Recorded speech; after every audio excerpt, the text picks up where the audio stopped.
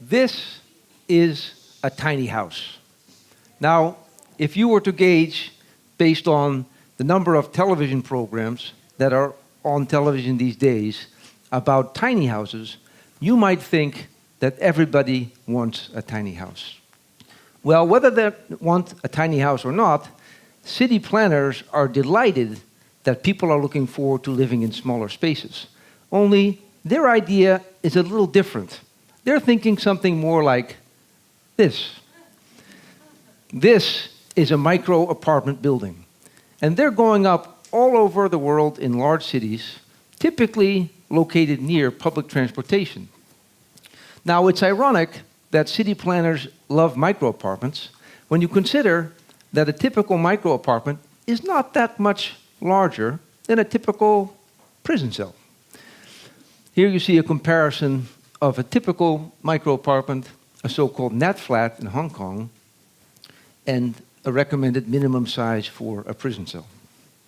Now, we're not just getting used to living in tiny spaces, we're also developing a whole vernacular around co-working, co-living, the gig economy, and, last but not least, mobility as a service. Now, in the meantime, the super yachts are getting bigger. This is the Azam super yacht. It's about 540 feet long, about 2 football fields, and it's one of many that you see in yacht marinas all around the world. Well, the plutocrats in general are having a pretty good decade. Based on the latest reports, there are about 2,200 billionaires, accounting for about $9 trillion in wealth. So long story short, the rich are getting richer, the poor are getting poorer, and the rest of us are sharing like never before. Now, it doesn't have to be this way. We can actually reverse this trend, but in order to understand how to get out of this mess, we have to understand how we got into this mess in the first place. So what's really going on here? Well, if you go back to the 1970s, something happened. For years, productivity and wages rose in lockstep. But around 1974 or 5, something dramatic happened. Labor no longer was able to participate in the gains that were being derived from ongoing progress with productivity.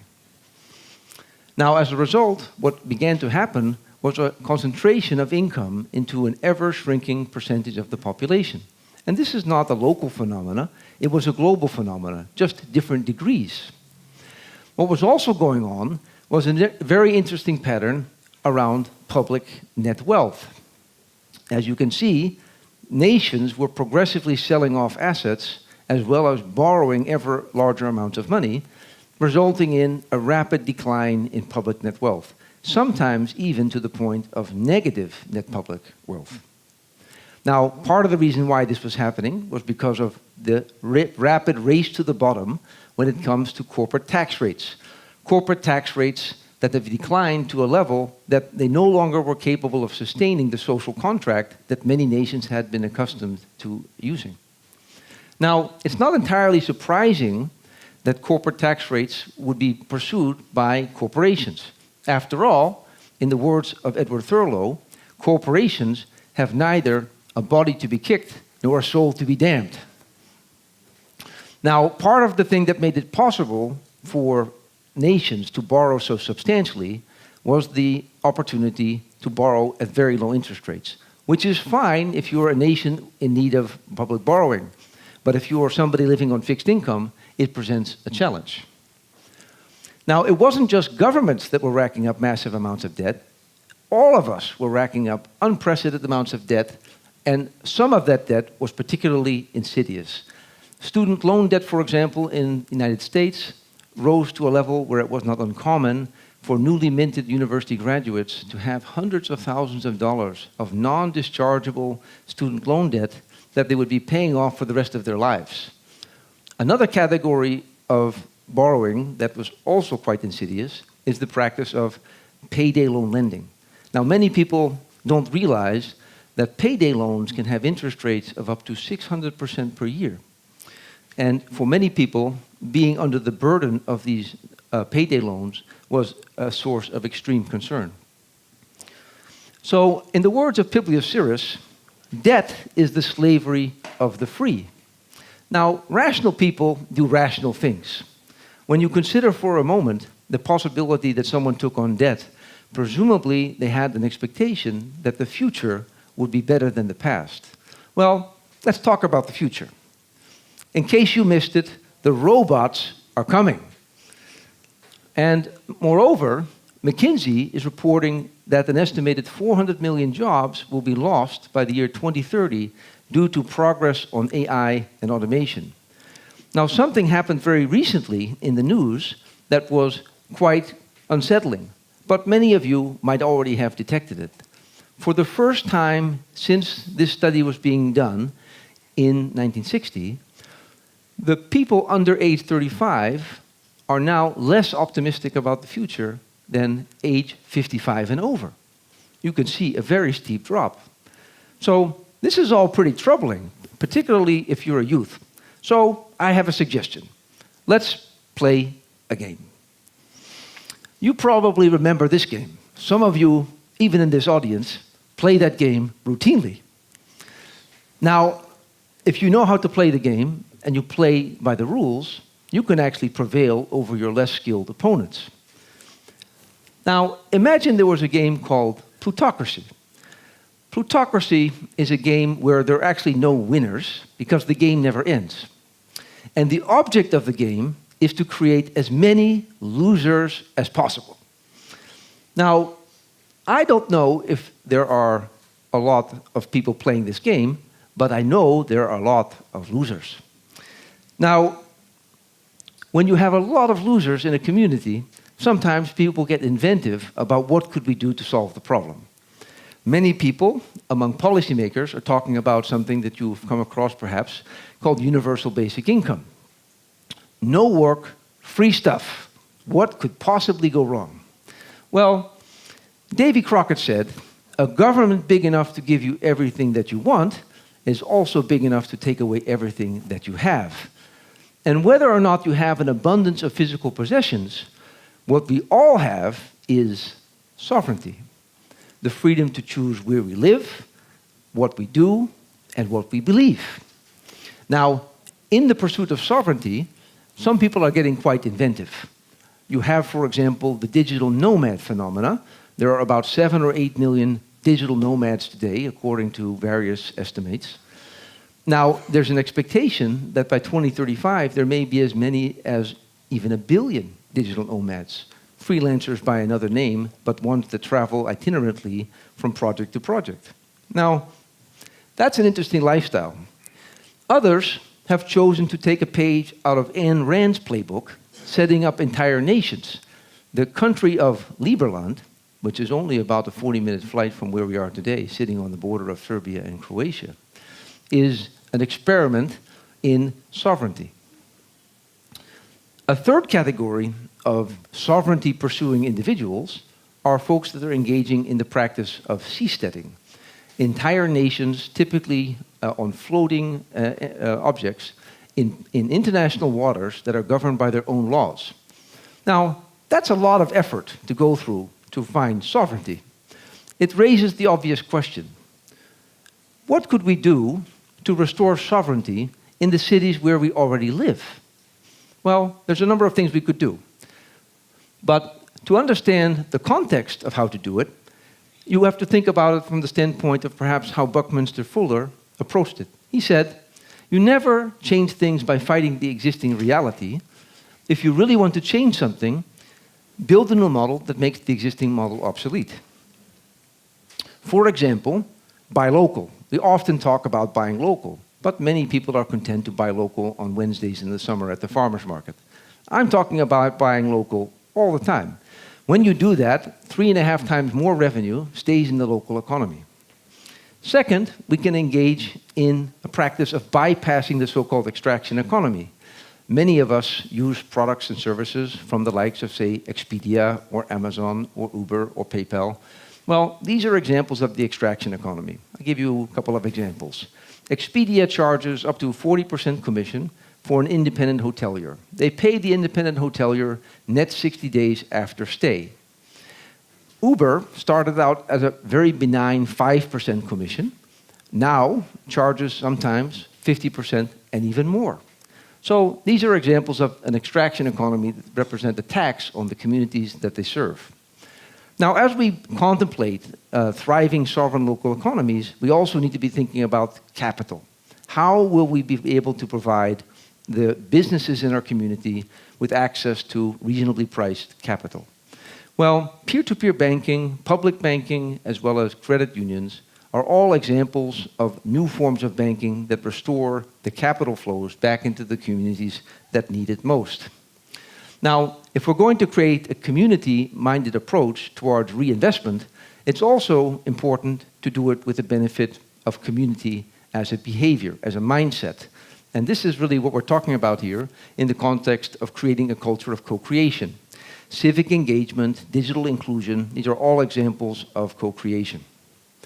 Now, if you want to create a real spirit of shared ownership and a commitment to doing things for the long haul, even as may be painful in the short run, it's also desirable to create a sense of shared ownership.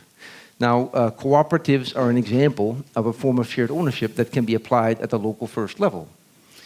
And as we contemplate creating user experiences that are now local first, we can also make it as convenient as it is to buy on, say, Amazon or Uber or OpenTable by having this notion of single sign-on. One login that allows you to access both the services from the public sector and the private sector. Now, this isn't just about convenience, it's also about reputation. You think about your own experience using services like eBay, where you accrue reputation, you can't take it with you. When we introduce single sign-on, we have the ability to accrue portable reputation and take it with us from project to project, from task to task, and from community to community. Which brings me to the last point, which is about global interoperability. When you think about your own experience traveling around the world, you probably came across the idea of sister cities. Well, these were typically described in the context of cultural exchange, relics being passed back and forth, and nice little displays, statues, and whatnot. Well, in the digital age, it's time to think further about global interoperability in a digital sense. Your login that works in your hometown might also work in the next town over, or a town on another side of the world. So what if we could bring this type of capability to every city, town, and village around the world and could make it possible to do it in a way that every city could afford it? What if we could make practices like buying local and sharing and co-creating a part of the operating system of the city?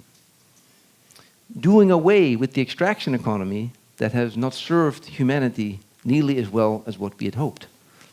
The extraction economy effectively becoming relics of an era gone by.